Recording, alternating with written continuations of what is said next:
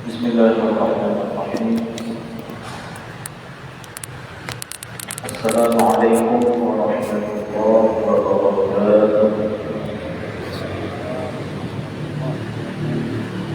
Alhamdulillahirabbil alamin. Nahmaduhu wa nasta'inuhu wa nastaghfiruh. Allahumma shalli ala sayyidina Muhammadin wa ala alihi wa sahbihi wa man tabi'ahum bi ihsan ila yaumil din. اللهم انفعنا بما علمتنا وعلمنا ما ينفعنا وزدنا علما وارزقنا فهما. اللهم اجعل جمعنا هذا جمعا مرحوما وتفرقنا من بعده تفرقا معصوما. اما بعد. Sidang jamaah salat maghrib Masjid Baitul Maghfirah yang dimuliakan Allah Subhanahu wa taala. Marilah sama-sama kita bersyukur dan menghamba kepada Allah Subhanahu wa taala dengan sebaik-baik penghambaan kepadanya, dengan sebaik-baik kesadaran dalam menghamba kepadanya. Sungguh tanda ridha Allah kepada hambanya adalah dengan diringankan anggota tubuhnya untuk beribadah kepada Allah Subhanahu wa taala. Salawat dan salam kita sampaikan kepada baginda Rasulullah sallallahu alaihi wasallam beserta keluarga dan sahabatnya. Sedang dalam salat maghrib dimuliakan Allah Subhanahu wa taala. Insyaallah kita kembali lanjutkan pada pertemuan kedua ini kajian akhlak daripada kitab Min Akhlaqil Quran karya Syekh Mutawalli Asy'arawi. Di dalam kajian tafsir beliau, namun para murid-murid beliau mengumpulkan kajian beliau sehingga dapat mengumpulkan dalam sebuah buku yang ada di hadapan kita. Di antara akhlak-akhlak Al-Quran, itulah kurang lebih maksud atau makna daripada judul kita ini. Kita masuk pada akhlak yang pertama. Akhlak yang pertama yang beliau bukukan adalah akhlak taqwa. Apa itu taqwa? Imam Al-Hadimi, seorang ulama pada tahun 300-an Hijriah. Beliau seorang ahli hadis, beliau seorang ahli ilmu kalam. Beliau pernah berkata, haqiqatul taqwa, hakikat taqwa adalah fi'lul ma'mur bihi wal mandub ilaihi wajtinabul manhi anhu wal makruh munazzah. Hakikat taqwa itu adalah ketika seseorang mampu mengerjakan yang diperintahkan oleh Allah, baik itu sifatnya wajib maupun yang sunnah. Itu satu. Ada yang kedua, jadi berdampingan, kombinasi, tidak cukup hanya satu. Yang pertama, yang satu adalah seseorang yang mengerjakan perintah Allah, baik yang wajib maupun yang sunnah. Kombinasinya apa? Wajibinabul manhi anhu wal makruh munazzah. Dan dia menjauhkan diri dari perbuatan-perbuatan yang dilarang oleh Allah, baik larangan itu sifatnya haram maupun makruh. Jadi yang disebut dengan takwa bukan yang berbuat baik saja, berbuat baik saja, beramal wajib saja, tapi amal haramnya juga dikerjakan, amal makruhnya juga dikerjakan, bukan. Atau meninggalkan yang haram-haram, ya, tapi amal kebaikan tidak pernah dikerjakan, itu juga bukan. Yang disebut dengan takwa adalah yang ada pada dirinya dua hal: mampu dia kerjakan perintah Allah, mampu dia tinggalkan larangan Allah. Jadi dua hal itu harus ada pada diri seseorang, maka orang tersebut dapat disebut dengan takwa. Ini khusus kita bagi laki-laki. Setiap Jumat itu dipesankan takwa. Setiap Jumat. Kalau tidak ada pesan takwa, kalau tidak ada wasiat takwa, itu Jumatnya dianggap cacat. Namun kadang-kadang terlalu sering kita mendengar, kita tidak paham urgensi takwa. Ini terlalu sering kita dengar, kita anggap biasa saja. Padahal ada nilai di dalam takwa itu, ada pesan di dalam takwa itu, ada tujuan di dalam takwa itu. Ini kaidah umum, mengerjakan yang diperintahkan, meninggalkan yang dilarang, itu masih sangat umum. Nanti ada sifat-sifatnya, ada sifat-sifat orang yang bertakwa. Jadi bukan hanya sekedar pengakuan, ada sifat-sifatnya. Lianna al-murad min at-taqwa biqadatil 'abdi nafsuhu min an-nar. Karena maksud daripada takwa itu adalah ketika seorang hamba mampu menjaga dirinya dari neraka. Itu tujuan takwa. Pada akhirnya orang yang bertakwa itu adalah orang yang mampu menjaga perbuatannya, orang yang mampu menjaga lisannya, orang yang mampu menjaga tingkah tanduknya dari segala perbuatan yang menghantarkan dia pada neraka. Itu hasilnya, pada ujungnya hasilnya seperti itu.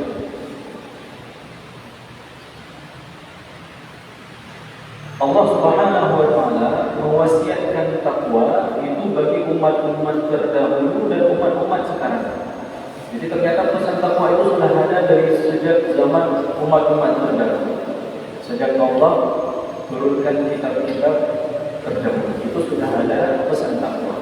Allah Subhanahu wa taala berfirman di dalam surat An-Nisa, A'udzu billahi minasyaitonir rajim. Wa laqad wassayna alladziina utul kitaaba min qablikum wa iyyakum an ittaqullah. Dan sungguh kami telah mewasiatkan kepada orang-orang yang kami berikan kitab sebelum kalian. Sebelum kita ada berapa kitab? Ada 3 kitab. Ada 3 kitab sebelum kita. Zabur, Taurat, dan Injil. 3 kitab ini sudah Allah pesankan takwa untuk umatnya masing-masing. Sungguh kami telah mewasiatkan takwa pada orang-orang yang kami berikan kitab sebelum kalian. Wa iyyakum, dan kalian juga demikian. Kalian umat-umat Nabi Muhammad yang diberikan kitab Al-Quran, juga di dalam Al-Quran itu ada pesan takwa. Juga di dalam Al-Quran itu ada wasiat takwa untuk umat Nabi Muhammad yang mengimani kitab Al-Quran. Anittaqullah. Apa pesannya? Apa wasiatnya? Untuk bertakwa kepada Allah. Jadi Allah Subhanahu wa taala sudah mewasiatkan takwa dari umat-umat terdahulu sampai umat sekarang. Kemudian apa saja sifat-sifat takwa? Nah, jadi ketika seseorang berpesan takwa itu tidak hanya sekedar pengakuan, namun ada sifat-sifatnya yang bisa kita lihat daripada diri seseorang atau diri kita sendiri. Kita melihat pada diri kita sendiri sebelum kita melihat kepada orang lain. Allah Subhanahu wa taala berfirman di dalam surah Al-Baqarah ayat 2 sampai 5. A'udzu billahi minasyaitonir rajim. Bismillahirrahmanirrahim. Dzalikal kitabu la raiba fihi hudan lil muttaqin. Itulah kitab, yaitu Al-Quran, yang tidak ada keraguan di dalamnya sebagai petunjuk bagi orang-orang yang bertakwa. Kemudian Allah lanjutkan firman-Nya.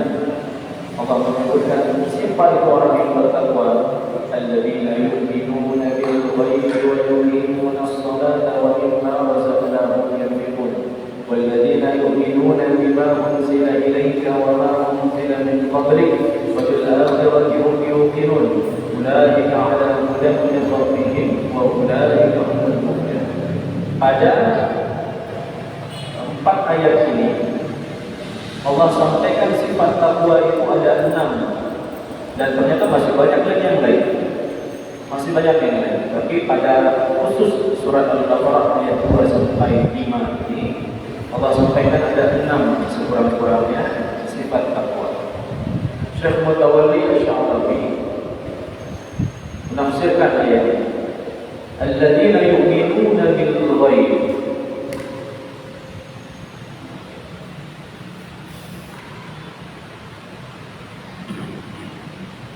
Ma huwa al-ghaib? Apa itu ghaib?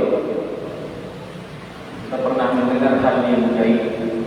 Apa itu ghaib? Gaib itu diambil dari kata ghaib.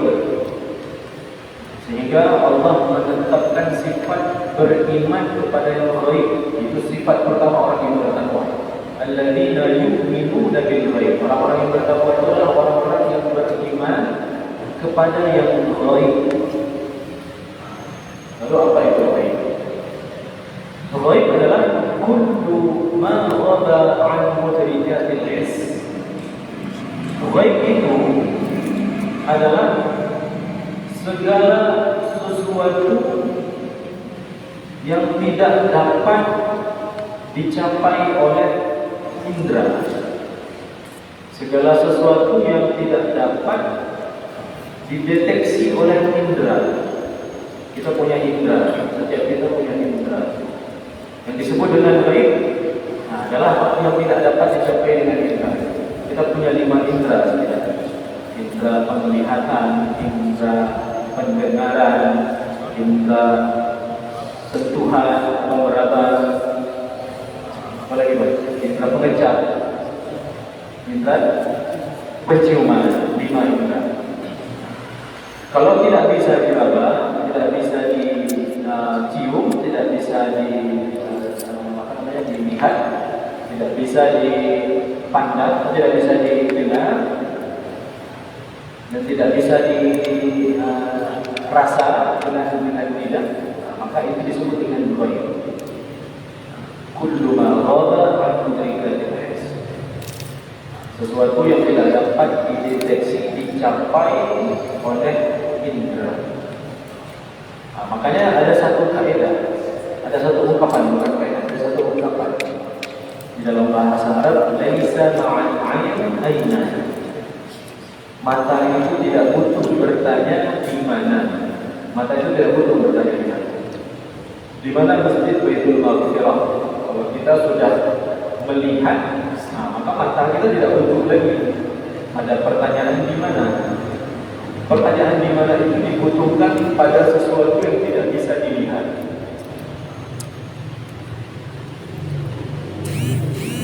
Allah Subhanahu wa taala pernah berfirman tentang hal ghaib ini di dalam surah Al-Jin. Allah Taala berfirman, "Alimul ghaibi wasyahadatil ghaibi fala yuzhiru 'ala ghaibihi ahada." Dialah Allah yang Maha mengetahui hal yang gaib dan Dia tidak memperlihatkan tentang keghaiban tersebut kepada siapapun illa man yartadha min rasulin, kecuali kepada orang-orang yang Allah ridho di antara para rasulnya. Makanya para rasul itu ada wahyu, sehingga bisa mengetahui sesuatu yang orang lain tidak ketahui. Jadi orang-orang yang diridhoi Allah dari kalangan rasul. Selain daripada itu, tidak ada yang mengetahui hal itu. Dan puncak daripada hal yang gaib, kenapa harus beriman kepada hal yang gaib? Itu akhlak pertama orang bertakwa. Kenapa harus beriman kepada yang gaib? Karena puncak dari beriman kepada hal yang gaib itu adalah beriman kepada Allah. Itu puncaknya. Kita beriman kepada Allah. Rukun iman itu semuanya tentang hal yang gaib. Barangkali kita bisa mendengar riwayat tentang Rasulullah, tapi kita tidak bisa mengetahui kenapa Muhammad dipilih oleh Allah. Itu hal yang gaib. Barangkali kita bisa membaca Al-Quran, tapi kita tidak mengetahui atau tidak sempurna pemahaman kita tentang Al-Quran. Dan kenapa Allah turunkan di sini waktu ini dan hal-hal lainnya yang tentang membahas tentang hal-hal yang baik. Begitu pula dengan malaikat, hari kiamat, itu semua tentang hal yang baik. Maka beriman kepada hal yang baik ini adalah sifat utama orang yang bertakwa. Tidak patutlah bagi orang yang beriman mempertanyakan hal-hal yang baik atau meragukan hal-hal yang baik. Mempertanyakan di sini maksudnya meragukan hal-hal yang baik. Itu tidak patut. Allah Subhanahu wa taala memberikan kita akal dan Allah memberikan kita hati. Akal ini untuk berpikir, hati ini untuk meyakini.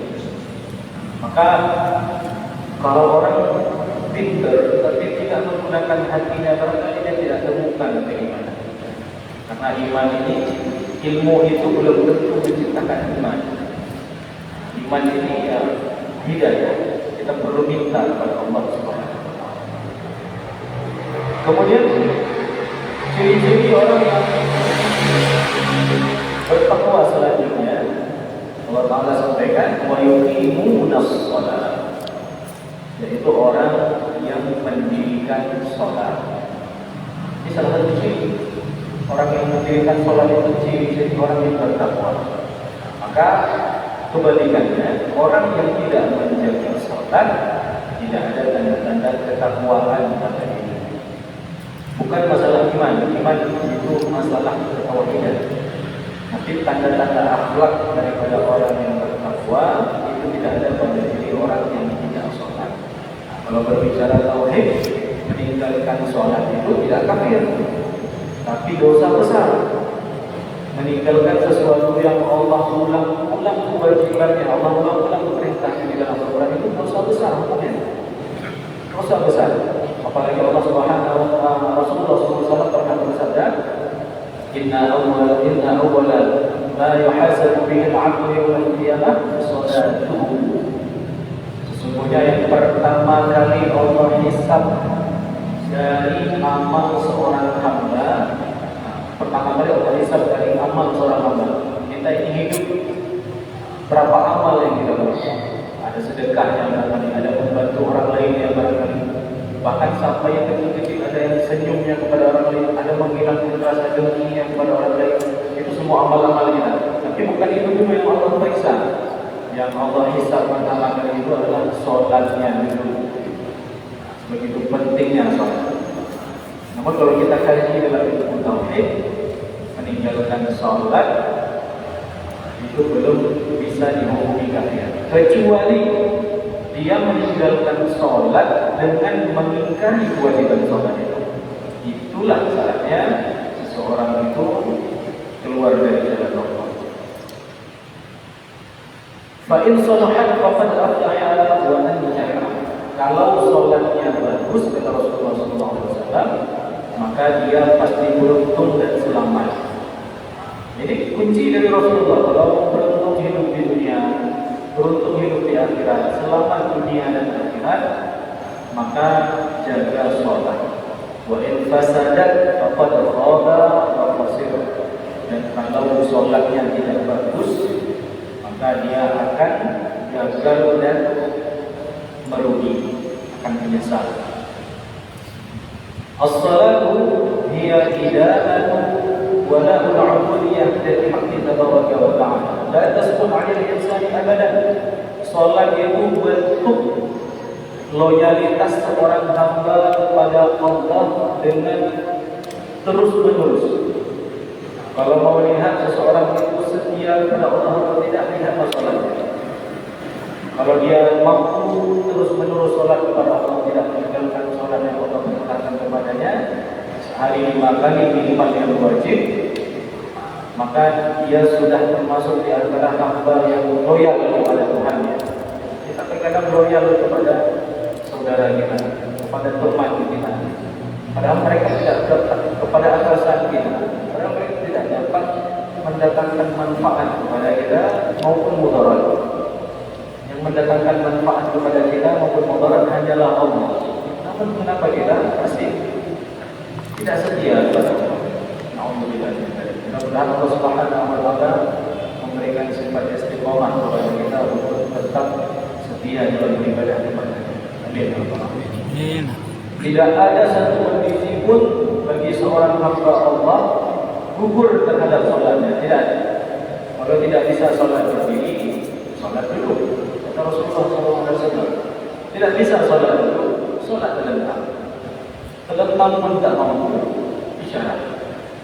Nah, maka tidak ada satu kondisi pun selama hamba Allah sadar untuk dapat meninggalkan sholat. Tidak ada.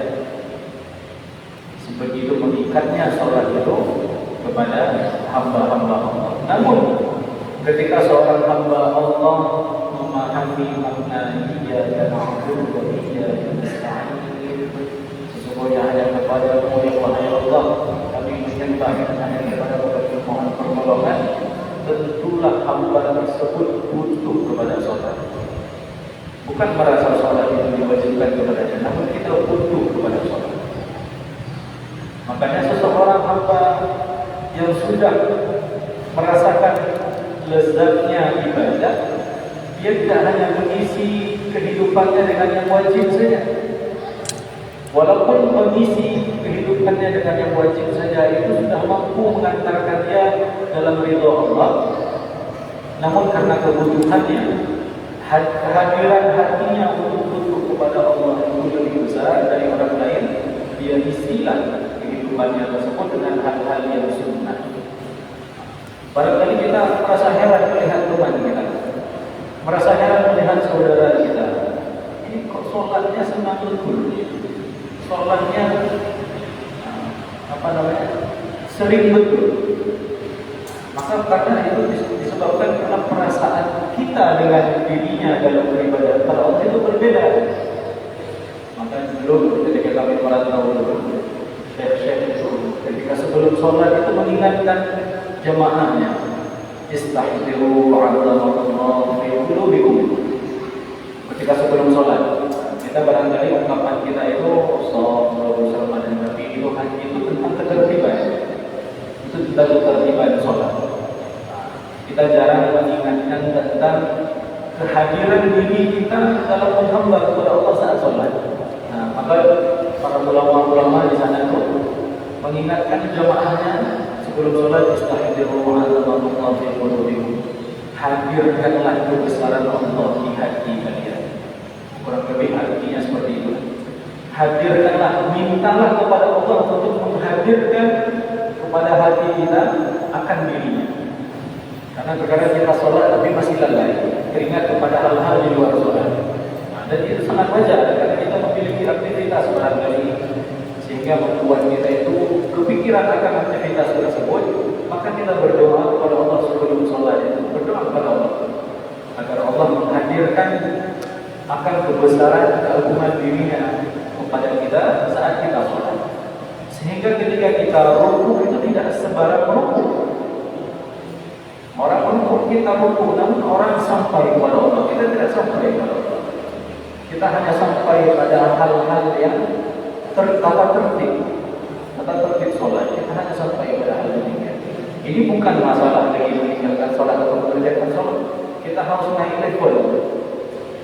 level di hadapan Allah. Bukan hanya sekedar meninggalkan atau mengerjakan, itu hukum fikih.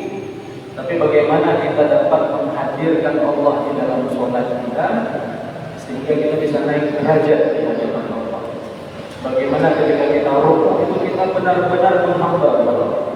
Ketika kita sujud itu kita menghadirkan Allah di dalam sujud kita, bahwa kita benar-benar hamba, kita benar-benar kecil.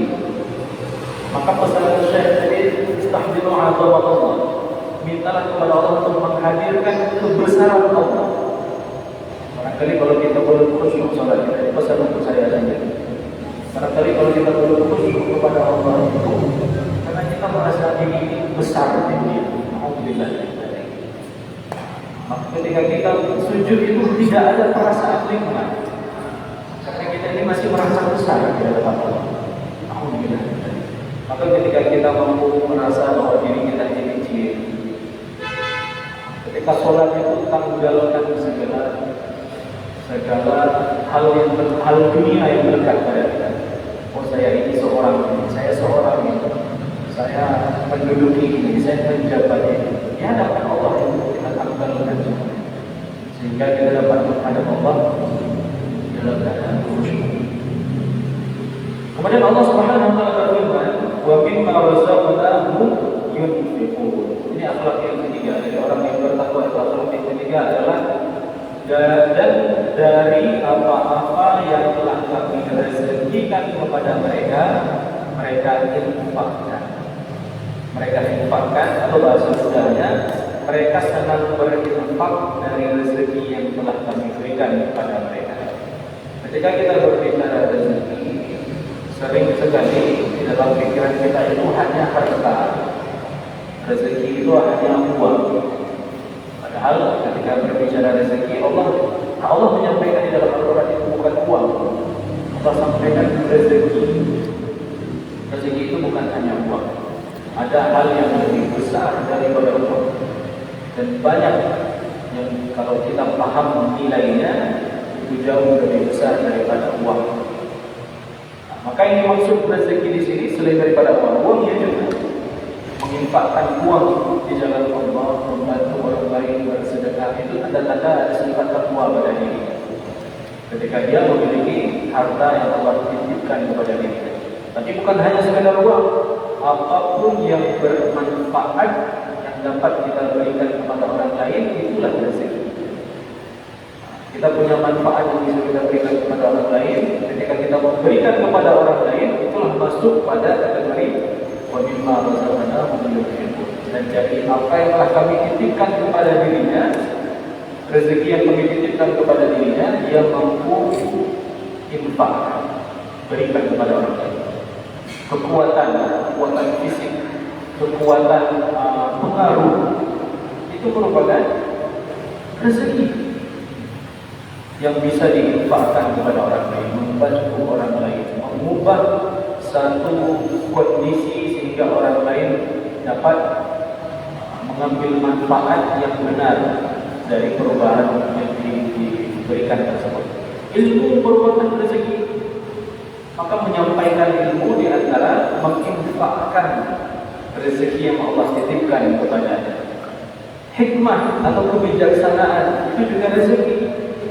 Ketika seseorang mampu bersikap bijak kepada orang lain, sehingga antara satu dengan yang lainnya itu tidak terjadi keributan, tidak terjadi perpecahan, permusuhan, karena sikap yang dimiliki oleh orang yang memiliki kebijaksanaan tersebut. Maka itu adalah rezeki yang dia infakkan.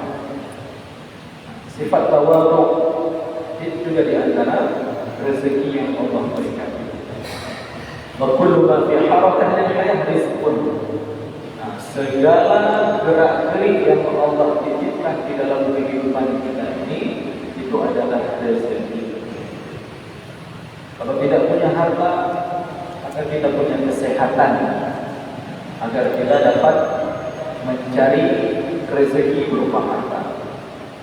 Kita punya kesehatan agar kita mampu membantu orang lain.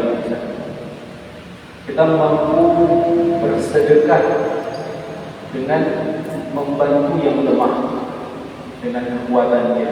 Itu merupakan bentuk sedekah kekuatan. Kalau kita punya kecerdasan, kita mampu mengajari orang lain, itu merupakan bentuk rezeki yang Allah titipkan kepada kita.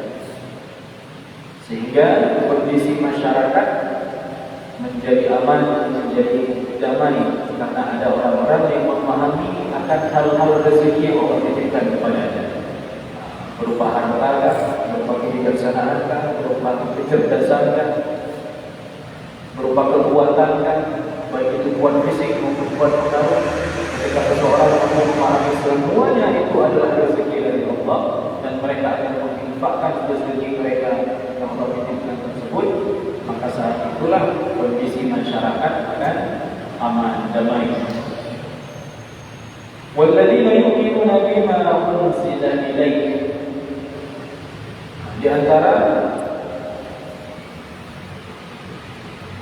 sifat orang yang bertakwa selanjutnya adalah orang yang beriman terhadap apa-apa yang telah kami turunkan kepadanya, yaitu Al-Quran.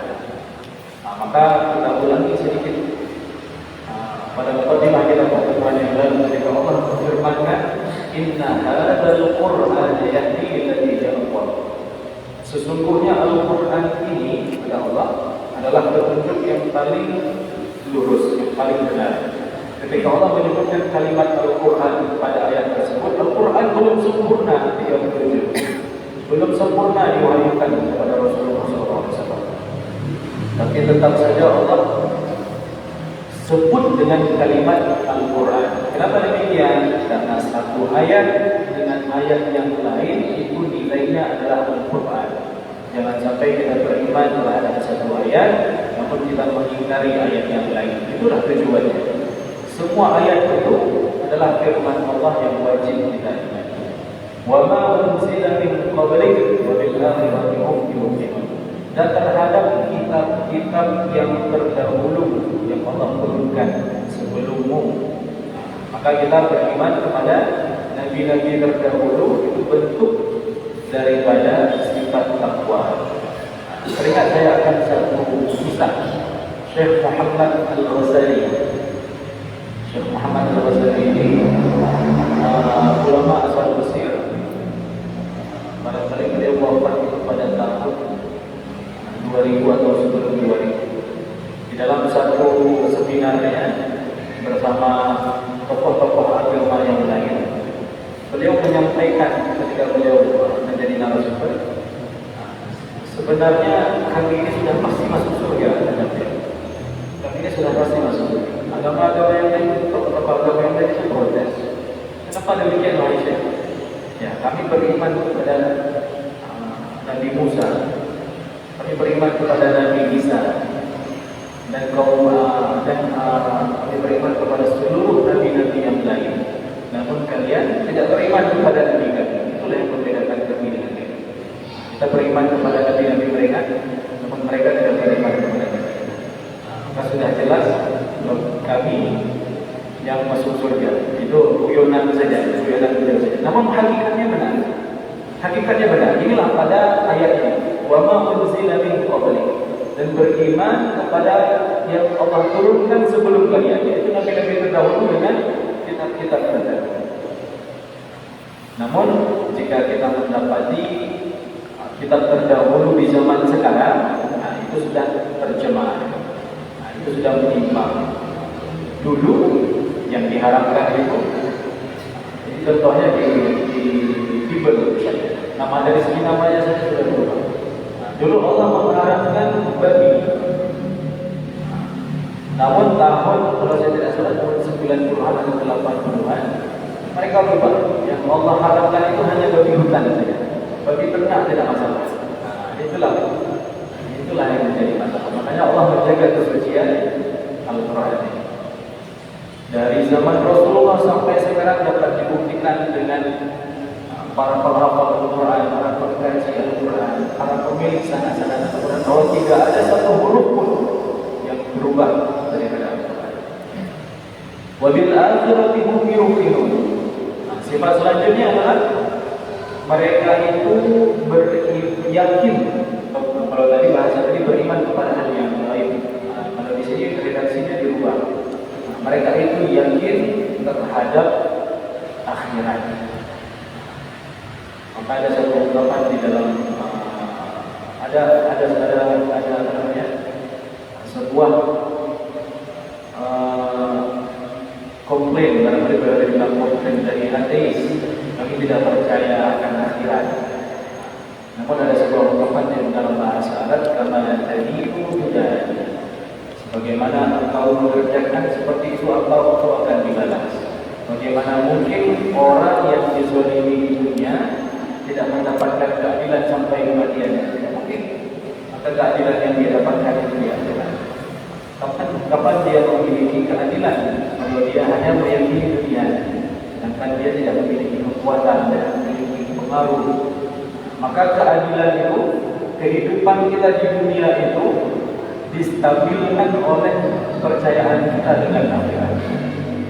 Semakin kita percaya akhirat, semakin kita berbuat adil di dunia. Tidak mengambil hak orang lain.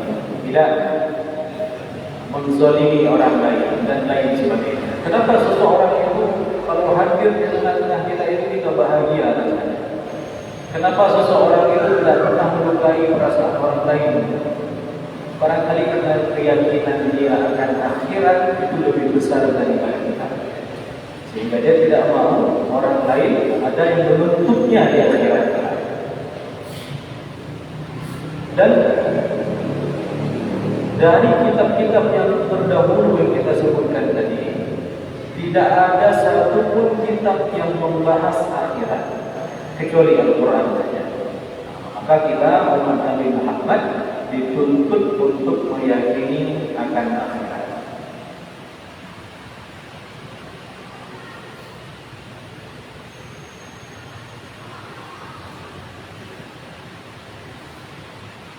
Ulaika ala hudan min rabbihim wa ulaika humul muflihun.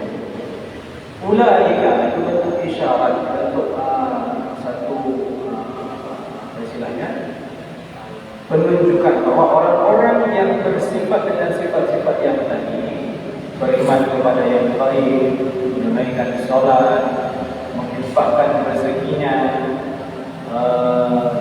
beriman kepada Al-Quran, beriman kepada apa yang Allah turunkan sebelumnya dan yakinakan akhirat. 6 hal ini, mereka orang yang menjalankan 6 hal ini, kata Allah, itulah disebutkan ulang. Mereka yang meyakini 6 hal ini, hudan min rabbihim, ala hudan min rabbihim, berada di dalam petunjuk Allah. Sekarang kita perlu berdoa kepada Allah, ya Allah berikanlah hamba petunjuk. Tapi kita kurang yakin akan akhirat. Ya Allah berikanlah hamba petunjuk. Tapi kita belum sempurna salatnya. Ya Allah berikanlah hamba petunjuk. Tapi kita tidak senang berbuat kebaikan kepada orang lain. Ya Allah berikanlah saya petunjuk. Tapi kita tidak pernah baca Quran. Padahal Allah sudah mengisyaratkan kalau mau berada dalam petunjuk Allah, maka sifatilah 6 sifat tadi. Maka Allah datangkan petunjuknya. Maka petunjuk itu bukan menunggu diam dan berdoa saja, namun ada upaya selain doa untuk mendapatkan petunjuk tersebut. Wa ulaika humul muflihun, dan mereka orang-orang yang beruntung. Mereka orang-orang yang berada dalam petunjuk Allah, dan mereka orang-orang yang beruntung. Ketika Allah berbicara tentang keberuntungan, Allah tidak hanya berbicara tentang dunia, namun Allah berbicara dunia dan akhirat. Seseorang yang beriman kepada yang baik, menunaikan salat, menginfakkan rezekinya, beriman kepada Al-Quran dan apa yang Allah turunkan sebelumnya, dan dia mau beriman kepada hari akhirat, itu akan selamat dunia dan akhiratnya. Makanya orang yang percaya akhirat ini, hidupnya di dunia itu pasti tenang, pasti senang, pasti tenang, pasti senang. Tidak mengganggu orang lain, orang pun senang dengannya. Ada sebuah ungkapan, izhad fima 'inda nas yuhibbuka an-nas, izhad fima 'inda Allah yuhibbuka Allah. Engkau berlaku zuhud. Zuhud ini tidak cinta dunia, walaupun dunia Allah titipkan kepada-Nya. Zuhud ini bukan orang miskin, tapi orang yang hatinya tidak terbelenggu pada dunia. Dan orang yang hatinya tidak terbelenggu pada dunia, pasti hatinya dipenuhi akan rindu akhirat. Tidak mungkin akhirat dan dunia berada di dalam satu hati. Maka orang yang mampu menyingkirkan dunia dari hatinya, walaupun Allah titipkan dunia kepadanya, Allah titipkan harta kepadanya, Allah titipkan jabatan kepadanya, Allah titipkan kenikmatan dunia padanya, namun dia tidak memasukkan titipan dunia Allah itu ke dalam hatinya, maka orang lain pasti akan senang dengannya, karena keyakinan dia akan akhirat. Dengan keyakinan akan akhirat tersebut, dia senang membantu orang lain, dia senang menolong orang lain, dia senang berinfak kepada orang lain. Itulah ciri-ciri orang yang bertakwa. InsyaAllah kita akan masuk pada ayat yang lain. Kita masih pada akhlak takwa pada pertemuan yang akan datang. sampaikan. Lebih dan kurangnya mohon maaf. Dan tutup dengan doa kepada Nabi Subhanahu wa bihamdika asyhadu an la ilaha illa anta astaghfiruka wa atubu ilaik.